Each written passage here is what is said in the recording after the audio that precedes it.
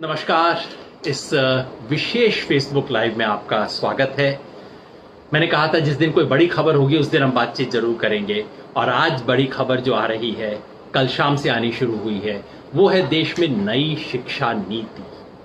कई लोग पूछ रहे हैं, मैं आज कर नहीं रहा था लेकिन इतने मैसेजेस आए कहते हुए कि ये नई शिक्षा नीति में है क्या, आप बता दीजिए, हम तो कोशिश कर रहे हैं, हमें पता नहीं लग रहा, कैसे पता लगेगा, ये डॉक्यूमेंट नहीं मिल रहा। मैंने खुद जाके मिनिस्ट्री की वेबसाइट पे देखा, वहाँ नहीं था। फिर एक न्यू एजुकेशन पॉलिसी वेबसाइट है, वहाँ देखा, वहाँ भी मुझे सुबह नहीं मिला। फिर किसी दोस्त के दया से मुझे पॉलिसी मिली। ये पूरी जो 60 पेज की पॉलिसी है, न्यू एजुकेशन पॉलिसी। तो सब लोग जानना चाहते हैं कि इस पॉलिसी में है क्या, कैसी है, क्या गलत है, क्या सही है। मैंने इसके बारे में कुछ दो चार बातें इसके हक में कल रात को कह दी, तो कई लोग पलट के पूछ रहे हैं, अच्छा क्या तुम इसका समर्थन कर रहे हो?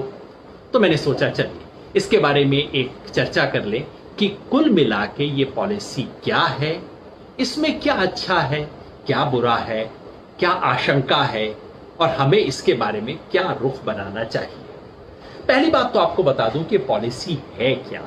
देखिए, देश में शिक्षा का कुल मिला के क्या ओरिएंटेशन हो, क्या विजन हो, उसके लिए एक एजुकेशन पॉलिसी बनाई जाती है। ये कोई लीगल डॉक्यूमेंट नहीं है, कोई कॉन्स्टिट्यूशनल डॉक्यूमेंट नहीं है। इसलिए इस पॉलिसी में जो लिखा है उसका कल सुबह कोई असर नहीं होगा। ये एक ओवरऑल विजन है, फ्रेमवर्क है, कुछ फंडामेंटल प्रिंसिपल्स हैं जो बताए गए हैं। ये डॉक्यूमेंट देश में 10, 15, 20 साल बाद बनाया जाता है। पहली बार ये डॉक्यूमेंट बना था 60 के दशक में, जब कोठारी कमीशन आया था। बहुत बड़े विद्वान थे कोठारी साहब, शिक्षाविद।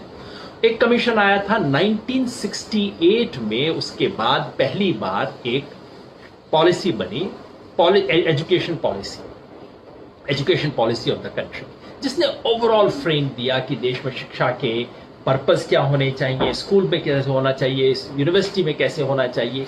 तो एक छोटे छोटे टुकड़े को नहीं, सब टुकड़े को जोड़ते हुए एक समग्र तस्वीर बनाना, एक कॉम्प्रिहेंसिव पिक्चर देना, ये काम होता है एजुकेशन पॉलिसी का। 1968 में पहली बार आई। उसके बाद अंदाजन 20 साल बाद 1986 में उस पॉलिसी को रिवाइज किया गया, नई पॉलिसी बनाई गई, एजुकेशन पॉलिसी। तब उसे न्यू एजुकेशन पॉलिसी कहा गया था 1986 में, राजीव गांधी के समय। फिर 92 में उसको थोड़ा रिवाइज किया गया, उसी पॉलिसी को। तो दूसरी पॉलिसी का रिवाइज्ड वर्जन था। 1992 के बाद 2020 में अब आई है, 28 इयर्स के बाद ये पॉलिसी आई है। जब से एनडीए सरकार आई, उन्होंने कोशिश की थी। पहले जब स्मृति ईरानी जी मंत्री थी, उन्होंने एक समिति बनाई थी टीआरएस सुब्रमण्यम जी के नेतृत्व में। उस समिति ने अपनी रिपोर्ट दी, शायद सरकार को पसंद नहीं आई, उस पर बात नहीं बनी। फिर उसके बाद एक दूसरी कमेटी बनी, ये कस्तूरी रंगन जी के अध्यक्षता में। उसने पिछले साल अपनी रिपोर्ट दी, 2019 में रिपोर्ट पे चर्चा हुई, और उसके बाद अब सरकार ने 2020 में इस रिपोर्ट के आधार पे, वो बहुत लंबी रिपोर्ट थी, कोई 480 पेज की रिपोर्ट थी न्यू एजुकेशन पॉलिसी के बारे में, उसका कपड़ा छान निचोड़ लेके 60 पेज की एक समरी बनाई है, जो कि जिसे सरकार ने कल नई एजुकेशन पॉलिसी की तरह रिलीज किया है। संयोग से जब ये रिपोर्ट आई थी, ड्राफ्ट रिपोर्ट आई थी, तब मैंने इसके बारे में लेख लिखा था, तब मैंने इसके बारे में तब भी चर्चा हुई थी, चर्चा में हिस्सा लिया था। और अब ये जो 60 पेज का दस्तावेज है, उसे ध्यान से मैंने पढ़ा है। उसके आधार पे आपको बता रहा हूं कि न्यू एजुकेशन पॉलिसी में क्या है, क्या अच्छा है, क्या बुरा है। मेरा हमेशा आग्रह रहता है कि किसी भी पॉलिसी को देखते वक्त, किसी भी विषय पे अपनी बात बनाते वक्त, हम केवल और केवल ये ध्यान ना दें कि किस सरकार का है, मैं इसके पक्ष में हूं या विपक्ष में हूं। हमारे देश में दरअसल विपक्ष का मतलब केवल विरोध हो गया। अच्छा, मोदी सरकार ने बताया इसका विरोध करना है, मेरी पसंद की सरकार ने बताया समर्थन करना है। हमारे देश में ये हो गया ऑपोजिशन का मतलब। मैं इसको कभी नहीं मानता। मुझे लगता है कि हमेशा हमें वस्तुपरक तरीके से उसको देखें, उसके बारे में कहें। इसलिए जब ड्राफ्ट आया था इस पॉलिसी का 1 साल पहले, तो मैंने कई दोस्तों को हैरान करते हुए लिखा था कि दरअसल ये ठीक ठाक ड्राफ्ट है, अच्छी है, अगर इस आधार पर सरकार नीति बना लेती है तो कोई बुरी बात नहीं। अब जब ड्राफ्ट आ गया है तो क्या स्थिति है, वो मैं आपको अगले 10-12 मिनट में बताऊंगा। बहुत छोटी चर्चा होगी, इसके आखिर में प्रश्नों का उत्तर मैं नहीं दे पाऊंगा, इसलिए भी कि मुझे कई और प्रोग्राम भी करने हैं, और इसलिए भी कई दोस्तों ने कहा है कि भाई अपना फेसबुक थोड़ा छोटा रखा करो। छोटा रखते हैं तो लोग पढ़ते हैं। इसलिए इस न्यू एजुकेशन पॉलिसी का सार क्या है, क्या अच्छा, क्या बुरा, क्या होगा। पहली बात मैंने आपको कही, याद रखिए, ये खाली एक एजुकेशन फ्रेम है। इसके आधार पे कानून जब बनेगा तब बनेगा, जब कानून बनेगा तब लागू होगा, रेगुलेशन चेंज होंगे तब लागू होगा, बजट आएगा तब पैसा मिलेगा। अभी से इसके आधार पे कोई आप निष्कर्ष ना निकालिए। पुराना इतिहास दुर्भाग्यवश इस देश में ये रहा है कि एजुकेशन पॉलिसी आती है, उसके बाद सरकार अपने मनमाने तरीके से उसके जो हिस्से को लागू करना चाहती हैं कर देती हैं, जिसको लागू नहीं करना चाहती नहीं करती, क्योंकि एजुकेशन पॉलिसी की कोई लीगल स्टेटस नहीं है, कोई लीगल सैंक्शन इसकी नहीं है। सरकार चाहे तो अगले 10 साल तक इस डॉक्यूमेंट को ड्रॉर के अंदर डाल के रख सकती है, इसमें कुछ ना करे। आप और मैं कुछ नहीं कर सकते, क्योंकि ये कानून नहीं है, रेगुलेशन नहीं है, रूल नहीं है, नोटिफाइड नहीं है, ये बजट का आइटम नहीं है। जब बीजेपी ऐसा कोई एजुकेशन पे डॉक्यूमेंट लाती है तो हम सबके मन में क्या क्या डर होते हैं? कम से कम मेरे मन में डर होता है। डर क्या होते हैं? नंबर एक कि भाई ये सेकुलराइजेशन करेंगे, भगवाकरण जिसको कहते हैं, कि ले दे के सारी चीज़ों को एक रिलीजन, ये जो हिंदुत्व जिसको कहा जाता है जिस पॉलिटिकल लैंग्वेज में, इंडॉक्ट्रिनेशन करेंगे, या कि बहुत ही घटिया तरह की चीज़ों को पेश करेंगे, अंधविश्वास पे लेंगे। इस तरह का डर कई लोगों के मन में रहता है, मेरे मन में भी था, क्योंकि बीजेपी सरकारों ने कुछ जगह पे किया था। वो नहीं, उस तरह का रंग नहीं है इसमें। कुछ छोटी छोटी चीजें हैं, जैसे सेकुलरिज्म शब्द के इस्तेमाल से बड़ा परहेज किया है, बच बच के चले हैं, बीच बीच में भारतीय संस्कृति की 5-10 बार बात कर देते हैं, जो अच्छी बात है, उसमें कोई बुरा नहीं। दूसरा मेरे मन में डर क्या था? दूसरा डर ये रहता है कि ऐसा होने पर जो राज्य की भूमिका है वो कम हो जाएगी और इसमें केवल प्राइवेट सेक्टर और कमर्शियलाइजेशन, ये सब चीजें ज्यादा हो जाएंगी। उसका डर था, उसका डर है, क्योंकि कमर्शियलाइजेशन की बात को ठीक से एड्रेस नहीं किया गया है, लेकिन मैं उसके ऊपर आऊंगा। लेकिन कम से कम सीधे तौर पे ये नहीं कहा गया है इस पॉलिसी के अंदर कि स्टेट विड्रॉ करना शुरू कर दे, स्टेट रिट्रीट कर दे, बल्कि इसकी पॉलिसी में कहा गया है कि और ज्यादा पैसा सरकार को खर्च करना चाहिए, सरकार के इंटरवीन किए बिना स्कूल नहीं चल सकते। इन सब बातों को स्वीकार किया गया है, जो अच्छी बात है। तीसरा जो डर था वो ये है कि ये आते ही क्या एजुकेशन का स्कोप बहुत नैरो तो नहीं हो जाएगा कि बस चुपचाप से अपनी टेक्निकल एजुकेशन लो, इंजीनियर बनाओ, ये लो, नौकरी लो, और शिक्षा का जो क्रिटिकल थिंकिंग, सोचना, लिबरल जो एस्पेक्ट शिक्षा का होना चाहिए, एक बेहतर इंसान बनाना जो शिक्षा का उद्देश्य होना चाहिए, वो सब हट जाएगा। कम से कम कागज पे वैसा भी नहीं। कागज पे उन सब बातों को कहा गया है। अब ये बात अलग है कि ये कहना कि क्रिटिकल थिंकिंग बनाओ और दूसरी तरफ आप काम बिल्कुल उल्टे कर रहे हो, वो एक अलग चीज है, मैं उसको थोड़ी देर में आऊंगा। तो जो पहली मेरी शंका थी, जो बड़ी शंकाएं थी, कम से कम वैसा डॉक्यूमेंट नहीं है, यानी कि जो बिल्कुल भगवा स्टाइल के अंदर आरएसएस की आइडियोलॉजी को इंप्लीमेंट करने के लिए जैसा डॉक्यूमेंट बन सकता था वैसा नहीं है, और अच्छी बात है। ये डॉक्यूमेंट इससे पहले जितने भी डॉक्यूमेंट आए थे, यूपीए के जमाने में, कांग्रेस के जमाने में, जनता पार्टी के जमाने में, उन सब डॉक्यूमेंट्स को बिल्ड करता है, जो कि होना भी चाहिए। मुख्य बातें क्या है? मुख्य बातें इसमें स्कूली शिक्षा के बारे में 10 बात मैं गिनाऊंगा दना आपको, ताकि समझ आ जाए कि मुख्य तौर पे डॉक्यूमेंट क्या कहता है। पहली बात ये कहता है कि आरटीई का विस्तार होना चाहिए। राइट टू एजुकेशन तो 2009 में बना था, जिसमें कहा था free and compulsory education from 6 years to 14 years, 6 से 14 साल तक का था। अब उसको बढ़ा के डॉक्यूमेंट कहता है फ्रॉम 3 years to 18 years।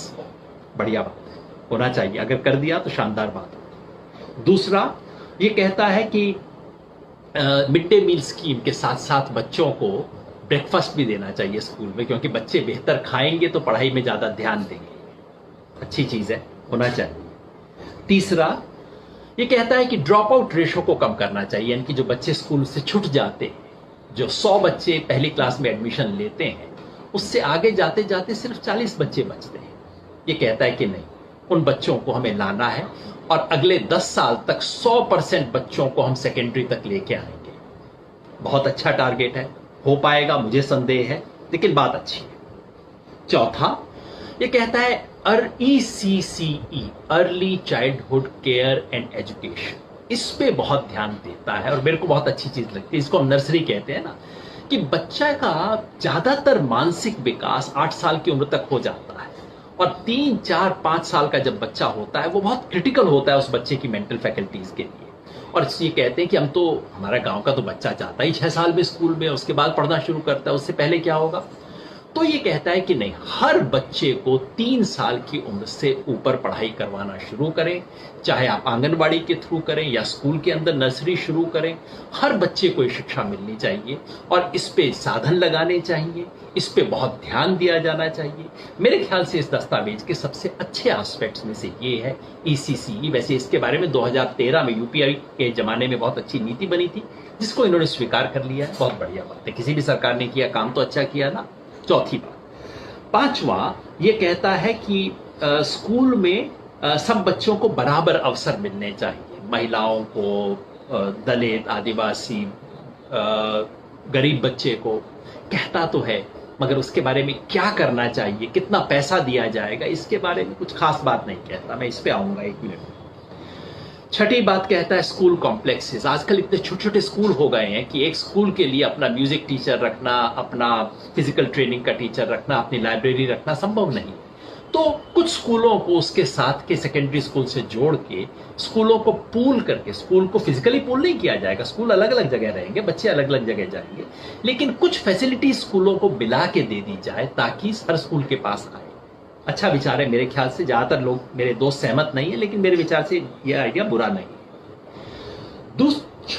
सातवीं बात, नहीं सॉरी, शायद 8वीं है ये। कहते हैं कि टीचर की रिक्रूटमेंट के अंदर उन्हें फेयर रिक्रूटमेंट की जानी चाहिए। पैरा टीचर्स जो रिक्रूट हो रहे हैं, ऐसे टीचर 5,000 तनख्वाह देकर सरकार रिक्रूट कर लेती है, शिक्षा मित्र किसी को बोल देते हैं, कुछ और नाम बोल देते हैं, ये व्यवस्था बंद होनी चाहिए। बहुत बढ़िया बात। ये इससे पहले JS वर्मा कमेटी कह चुकी है शिक्षा के बारे में। अच्छा विचार है, सरकार के डॉक्यूमेंट में आया है, मैं इसका समर्थन करता हूं। ये शिक्षा मित्र वगैरह के नाम से बंद कीजिए, गेस्ट टीचर ये वो सब बंद कीजिए, प्रॉपर नौकरी दीजिए। अगर शिक्षक को अपनी नौकरी की परमानेंस नहीं होगी, बेचारा पढ़ाएगा कैसे? और सिर्फ पैसा बचाने के लिए शिक्षक की तनख्वाह काटना और उसको कॉन्ट्रेक्चुअल और इस तरह की नौकरी देना गलत सिस्टम है।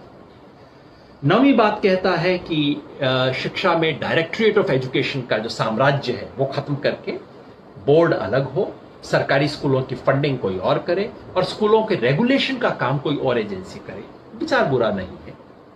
और आखिरी बात ये कहता है मीडियम ऑफ इंस्ट्रक्शन, जिसके बारे में बहुत बहस हो रही है। क्या कहता है कि बच्चे को पहली 5 क्लास में अपनी मातृभाषा या घर में जो भाषा बोली जाती है उसके आधार पर शिक्षा दी जानी चाहिए। बड़ा बवाल मच रहा है, अभी मैं एक टीवी शो इसके ऊपर करके आ रहा हूं। मजे की बात यह कि इसमें कुछ भी नया नहीं। देश की हर पॉलिसी ने यह बात कही है, पिछले 50 साल से पिछली दोनों नीतियों ने भी एग्जैक्टली यही कहा था। और इसके अलावा 3 लैंग्वेज फॉर्मूला कहा है, जो फिर देश की पिछले 50 साल से पॉलिसी है। पता नहीं बवाल क्यों है। बवाल इसलिए है कि सब लोगों को लगता है इंग्लिश मीडियम, मेरा बच्चा इंग्लिश मीडियम में पढ़ा नहीं तो पता नहीं क्या हो जाएगा। और एक पढ़े लिखे लोग भी इस देश में 2 चीजों में अंतर नहीं कर पाते। इंग्लिश लर्न करना और इंग्लिश मीडियम में लर्न करना 2 बिल्कुल अलग चीजें हैं। इंग्लिश लर्न करना जरूरी है, हर बच्चे को मिलना चाहिए। इंग्लिश मीडियम में लर्न करना बिल्कुल बेवकूफी की बात है, क्योंकि ये जो इंग्लिश मीडियम स्कूल कोकर मुत्ते की तरह हर गांव में आ रहे हैं, हर शहर में, हर बस्ती में आ रहे हैं, ना तो बच्चे को इंग्लिश आती है, न पेरेंट्स को इंग्लिश आती है, ना ही टीचर को इंग्लिश आती है। काहे का स्कूल है भाई? हाँ, तो एजुकेशन नहीं हो सकती। इसलिए ये कहना बिल्कुल सही है, इसमें कोई नई बात नहीं है। वैसे ये भी बता दूं, होगा नहीं। इस देश के किसी प्रधानमंत्री में, किसी सरकार में हिम्मत नहीं है कि वो इंग्लिश मीडियम स्कूल चलाने वालों की जो ठेकेदारी है उसका विरोध कर सके। होगा नहीं। आप ना तो आशा बांधे, ना आप चिंता करें, किसी की हिम्मत नहीं इस देश में काम करने। हायर एजुकेशन के बारे में क्या कहती है नीति? हायर एजुकेशन में कहती है कि ये जो सिंगल डिसिप्लिन यूनिवर्सिटीज बन रही हैं, यानी कि क्या करते हैं, किसी के पास पैसा आ जाता है, dental college, medical college, engineering college, management, 4 को इकट्ठा करके एक प्राइवेट यूनिवर्सिटी बना देता है। ये पॉलिसी कहती है नहीं, ये बिल्कुल गलत सिस्टम है। मल्टी डिसिप्लिनरी यूनिवर्सिटीज होनी चाहिए। मेरे विचार से बहुत अच्छी रिकमेंडेशन है। बंद करने की हिम्मत इस देश में किसी की नहीं होगी, वो एक अलग बात है। दूसरा, वो कहते हैं लिबरल एजुकेशन। IIT जो बच्चे इंजीनियरिंग कर रहे हैं उनको भी सोशियोलॉजी पढ़ाइए, हिस्ट्री पढ़ाइए, लिटरेचर पढ़ाइए, जैसा दुनिया में हर जगह होता है। सिर्फ हमारे यहाँ है कि इंजीनियर को कुछ नहीं पढ़ाया जाता इंजीनियरिंग के सिवा। आप सब विषय पढ़ाइए। अच्छी रिकमेंडेशन ये इसके बारे में इन्होंने की है। हायर एजुकेशन के बारे में ये कहा है कि UGC नामक जो संस्था है जो सब कुछ करती है, मैं भी उसका मेंबर था, वही आपकी यूनिवर्सिटी को ग्रांट भी देती है, वही आपकी एकेडमिक चीज़ों को एक्रेडिटेशन भी करती है, वही आपकी क्वालिटी भी सेट करती है, वही आपका करिकुलम भी बताती है। ये सब काम अलग अलग संस्थाओं को दिए जाए, मेरे विचार से एक अच्छी चीज़ है। ये यशपाल कमेटी ने कहा था, काफ़ी साल पहले कहा था, अच्छा सुझाव है, इसको मान लेना चाहिए। मतलब कुल मिलाकर अच्छा, और आखिर दो बातें और ये कहती है कि शिक्षा के अंदर इस शिक्षा के रेगुलेशन के अंदर एक कमेटी बननी चाहिए, राष्ट्रीय शिक्षा आयोग। देश भर के हर राज्यों का एक एक रिप्रेजेंटेटिव हो, 30 बड़े शिक्षाविद हों और देश का शिक्षा मंत्री जो है उसका अध्यक्ष हो। पहले ड्राफ्ट में प्रधानमंत्री को बनाया था, जिसका हमने विरोध किया था। अब शिक्षा मंत्री के नेतृत्व में है, ठीक है, लेकिन मेरे ख्याल से बहुत अच्छा नहीं है। अच्छा तब रहता अगर जीएसटी काउंसिल की तरह इसमें भी तमाम राज्यों के शिक्षा मंत्रियों को भी लेते और उनकी कंसेंसस वाली कमेटी बनती तो अच्छा होता। तो ये सुझाव है। और आखिरी सुझाव है शिक्षा के बारे में पैसे का। ये कमेटी कहती है कि कम से कम 6%, जीडीपी का 6% देना चाहिए। फिलहाल 4 साढ़े 4 के बीच में हम झूलते रहते हैं, 6% देना चाहिए। ये कहती है कि सरकार के खर्चे का कम से कम 20% शिक्षा पे लगाना चाहिए। आजकल 10, 12, 15 पे हम बोलते रहते हैं। तो ये सुझाव अच्छे हैं, बशर्ते कि लागू। अब आप कहेंगे योगेंद्र जी तो अच्छी अच्छी बातें आप गिना रहे हैं।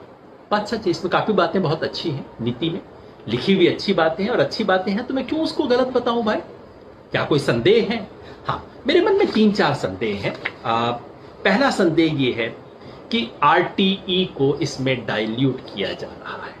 डाइल्यूट इस तरह से आरटीई को अमेंड किया जा रहा है जाएगा, और इसमें जो सुझाव है उससे लगता है कि 2009 में जो आरटीई के लिए स्टैंडर्ड सेट किए गए थे कि हर स्कूल में कम से कम इतना स्पेस होना चाहिए, क्लासरूम ऐसे होने चाहिए, ये सुविधाएं होनी चाहिए, इसको डाइल्यूट किया जाएगा।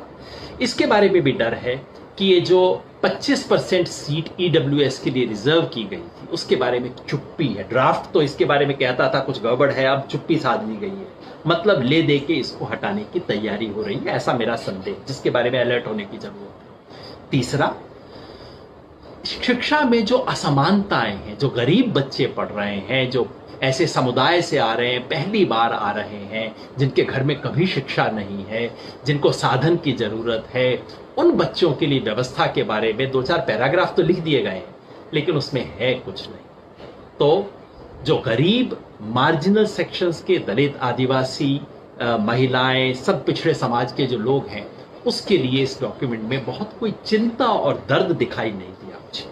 और चौथी बात, शिक्षा का जो कमर्शियलाइजेशन हो रहा है उसके बारे में हम लोगों के शोर मचाने के बाद एक पैरा तो डाल दिया गया है, लेकिन दरअसल कमर्शियलाइजेशन को रोकने की कोई व्यवस्था नहीं है। और दूसरा, फॉरेन यूनिवर्सिटीज के लिए रास्ता पहले से भी ज्यादा खोल दिया गया है, जिसका मतलब है कमर्शियलाइजेशन और प्राइवेटाइजेशन बढ़ेगा। पॉजिटिव, नेगेटिव, कुल मिला के क्या होने वाला है?